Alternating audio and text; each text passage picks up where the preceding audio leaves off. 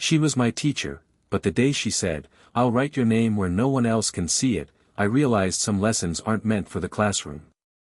I still remember the first time I saw her. It wasn't the kind of memory that fades into a blur like most days do, it etched itself into me with a clarity I couldn't explain. She stood at the front of the classroom, chalk between her fingers, her posture calm and unshaken, as though she belonged to the silence that hovered over the room. She wasn't loud, she didn't need to be. Every student leaned in when she spoke, her voice carrying the kind of warmth that drew you in, like the sound of rain on a quiet evening. Her name was Ms. Callahan. She was in her early 40s, and there was something about her presence that felt different. Not intimidating, but steady. She wrote the first lines of poetry on the blackboard with deliberate strokes, each movement graceful, her fingers smudged faintly with white dust. A strand of hair slipped from behind her ear as she leaned forward, and with one casual motion, she tucked it back, completely unaware of the way it captured my focus. I told myself I admired her because she was a good teacher. That was all. She had a way of explaining literature that made words feel alive, like they were breathing in the room with us. But deep down, there was something else. Something unspoken. My chest tightened when her gaze swept across the rows of desks and landed on mine. It wasn't more than a second, but in that moment, I felt like she saw past the surface.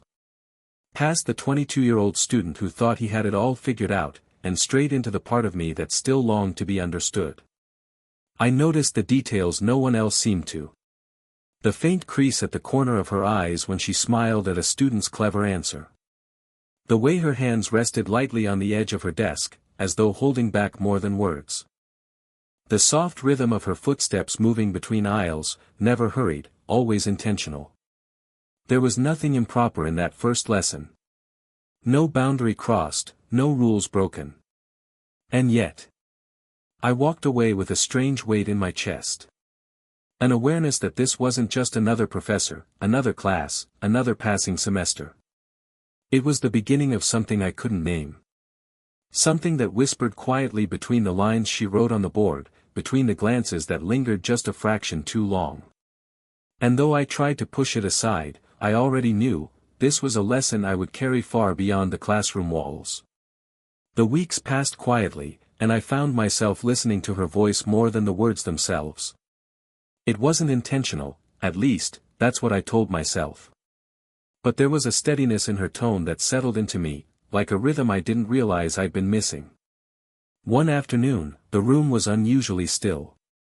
Most students had already slipped out after the lecture, their chatter fading down the hallway, leaving behind the faint hum of the overhead lights. I stayed, scribbling in my notebook, or maybe just pretending to. She walked slowly between the rows of desks, glancing at abandoned papers, the chalk still staining her fingertips. Then she stopped beside me. Her hand rested lightly on the edge of my desk as she leaned down to look at my notes. A strand of her dark hair brushed across her cheek, and for the first time, I noticed the small flecks of silver hidden there, catching the light like quiet sparks. She didn't seem to care. She was too focused on the page in front of us. "Your handwriting is careful," she said softly, almost more to herself than to me. Her voice carried no judgment, just observation. Still, I froze. The nearness of her presence, the faint scent of jasmine and old books clinging to her, was enough to make my pulse quicken. I could feel the warmth of her shoulder, close enough that if I shifted even slightly, we might brush against each other. Then it happened. Her fingers, reaching to point out a line I had underlined too heavily, brushed against my wrist. It wasn't deliberate. It wasn't even long enough to be called a touch. But in that split second, the world seemed to pause. My breath caught in my throat, and I swear my heartbeat filled the silence louder than the ticking clock on the wall. She didn't move away quickly. That was the part that unsettled me the most. She continued explaining, her tone steady, her finger tracing the margin of my notes. But I noticed the smallest flicker in her expression, a momentary pause, a softness in her gaze that hadn't been there before. When she finally straightened, her eyes lingered on me just a second too long. Then, as if remembering who she was supposed to be, she pulled back into composure. I lowered my head, pretending to keep writing. But inside, I was shaken. Not because of what had happened, but because of how much it mattered to me. That fleeting brush of her hand wasn't just an accident. It was a spark. One we both felt, even if neither of us was ready to admit it. It was late, the kind of evening when the hallways were empty, echoing with nothing but the sound of distant doors closing. The golden light from the classroom windows stretched across the floor in long rectangles, catching the dust that floated lazily in the air. I should have gone home hours ago, but instead I sat there, papers scattered across my desk like I was still working. Truth was, I wasn't.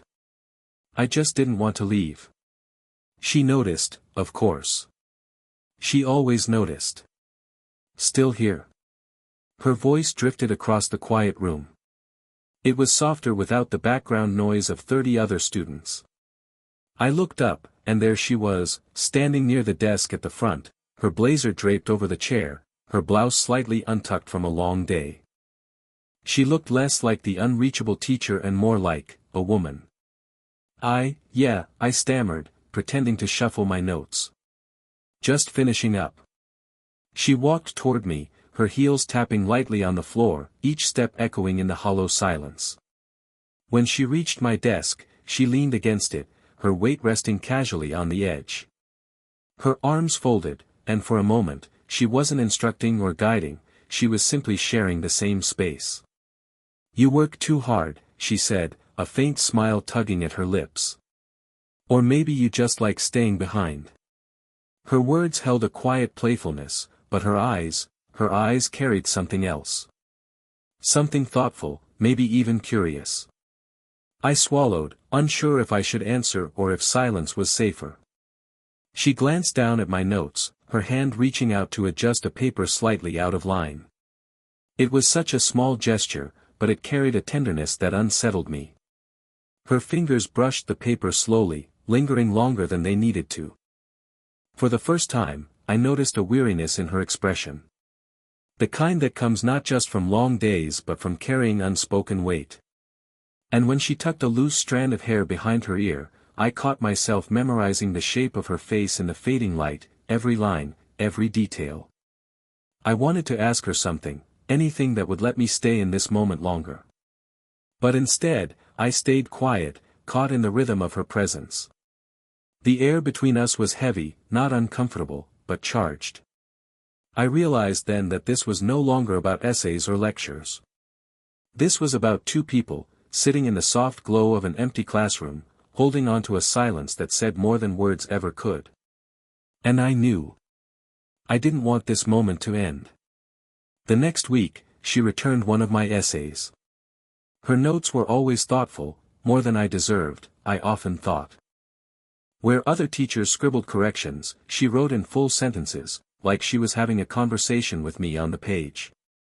That day, I sat at my desk flipping through her comments, smiling at her careful phrasing. She had a way of encouraging without ever being patronizing. "Your interpretation of Eliot shows maturity," she wrote. "But don't be afraid to let emotion guide analysis, too." I was tracing her handwriting with my thumb when I noticed it. In the bottom corner of the page, where no other student would ever think to look, was a line written smaller, more delicate than the rest. "I noticed the way you look at me." My heart stopped. The room around me blurred, voices fading into a distant hum. I read it again, making sure I hadn't imagined it. No, there it was, in her unmistakable script, tucked like a secret between the fibers of the paper. I looked up. She was at her desk, arranging papers into neat stacks, her face calm, betraying nothing. But as if sensing my gaze, she lifted her eyes. For a moment, the world narrowed to just that glance. She didn't smile, she didn't frown, she simply looked back, steady, unflinching. A rush of heat spread through me. It wasn't shame, exactly, and it wasn't pride either. It was something far more dangerous, acknowledgement. She knew. And instead of denying it, instead of shutting the door with cold dismissal, she had written it down. Quietly. Carefully. Where only I could see it. My hands trembled as I closed the essay, trying to hide the words from the rest of the world, though no one else was looking. I wanted to ask her why, to walk straight to her desk and demand an answer. But I couldn't move. My legs felt anchored to the floor, my tongue too heavy for speech. When the class ended and the students filed out, I lingered, pretending to tuck my books away slowly. She remained at the front, erasing the board. Chalk dust floated in the light as her hand swept across the black surface, erasing one lesson while leaving another etched in me forever. And when she turned, her eyes found mine again, this time softer, almost apologetic. But she said nothing. She didn't need to. The words were already written, and I knew they were meant for me.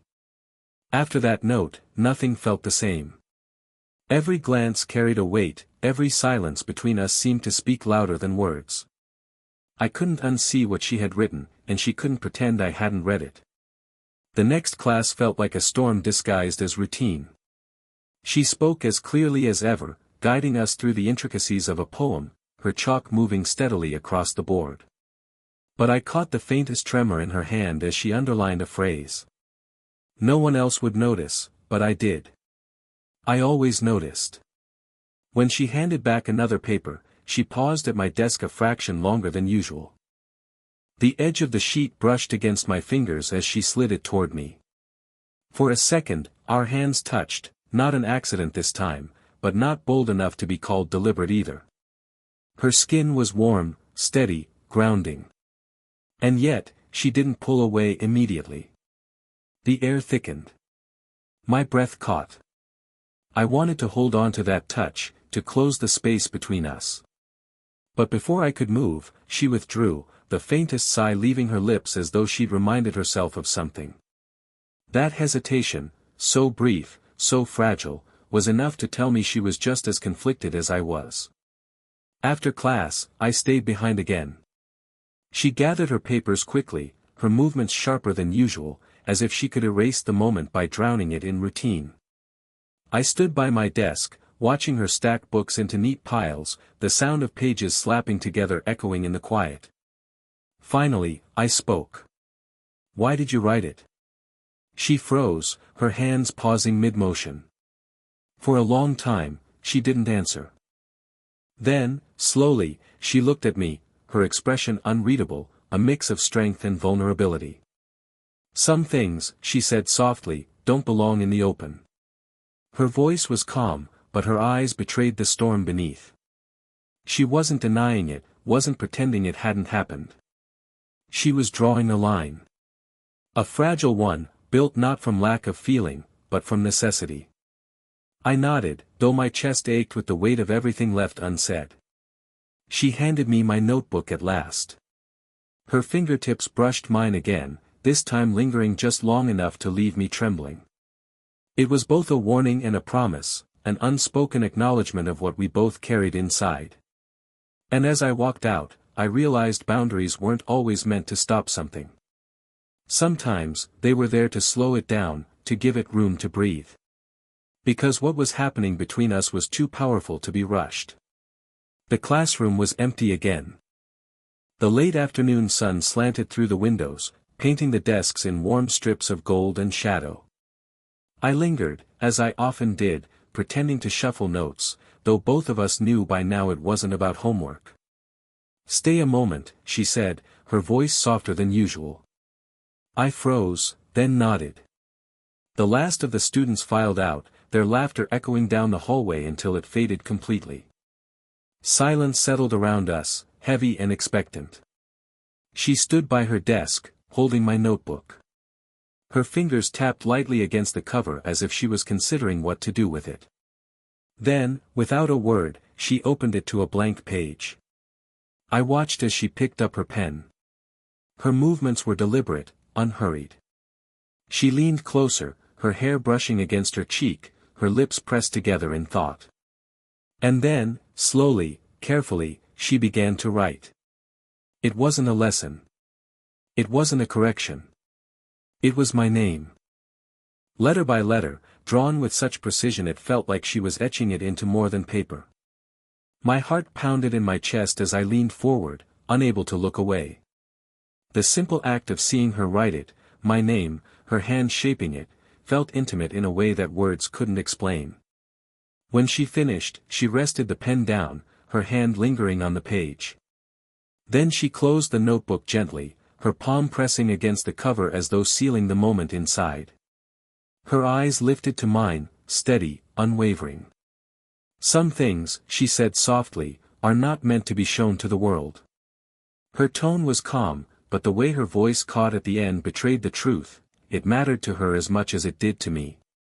I couldn't speak. My throat was tight, my hands clenched at my sides. The only thing I could manage was to hold her gaze, letting everything I felt, every question, every unspoken desire, live in the silence between us. For a fleeting second, her hand reached toward mine, then stopped. The distance between our fingers felt like an entire ocean. But in her eyes, I saw the answer. This was her way of keeping me close, of giving me something no one else could see, no one else could claim. And in that moment, I knew, I belonged to her, even if the world could never know. The final bell of the semester echoed faintly down the corridor, and with it came the sound of doors shutting, voices fading, the world outside moving on. But inside that classroom, time seemed to slow. I sat with my notebook pressed against my chest, holding it tighter than I should have. To anyone else, it was just paper and ink. But I knew the truth. Hidden between those pages was a secret no one else could touch. A name written by her hand, a piece of herself she'd chosen to give me. She stood at her desk, gathering the last of her papers. The sunlight caught her hair, highlighting the streaks of silver like threads of quiet fire. Her movements were unhurried, but deliberate, as though she was savoring the routine one final time before letting it go. When she looked at me, her eyes softened. There was no lecture, no instruction, no barrier of authority. Just a woman, watching a man who had seen her in a way few ever could. I wanted to speak. I wanted to thank her, to tell her how that single gesture had changed me. But the words tangled in my throat, too fragile to carry the weight of what I felt. So instead, I stood. My footsteps echoed as I crossed the room, each one pulling me closer to the invisible line we had drawn between us. She didn't step back. She didn't turn away. She only watched. When I reached her desk, I paused. The silence stretched, not heavy, but full, like a string pulled taut between us, humming with something that couldn't be named. She set the papers aside and rested her hands gently on the wood. For a heartbeat, I thought she might reach for me. And maybe she thought the same, because her fingers curled slightly, as if holding herself back. "I hope," she said finally, her voice low and steady, "that you'll remember the lessons, beyond the books." It wasn't just advice. It was a promise, a farewell, and a quiet confession all at once. I nodded, unable to look away from her. "I will." Her lips curved in the faintest smile. Not the polite kind she gave in class, but one that belonged only to me. It was small, almost imperceptible, but it was enough. I turned toward the door, notebook still clutched in my hands. The golden light followed me as I walked away, and though every part of me ached to stay, I knew this was where the story had to rest. But as I stepped into the hallway, I glanced back one last time. She was still there, standing in the quiet glow, her gaze steady, her presence unshaken. And in that final look, I felt it, certainty. There had been no kiss, no embrace, no grand declaration. Just words written in secret, touches that lingered, and silences that carried more truth than speech ever could. What we shared would never be spoken aloud, never exposed to the world. But it lived, in the corners of a notebook, in the quiet brush of her hand, in the soft curve of her smile. It lived where no one else could see. And that was enough.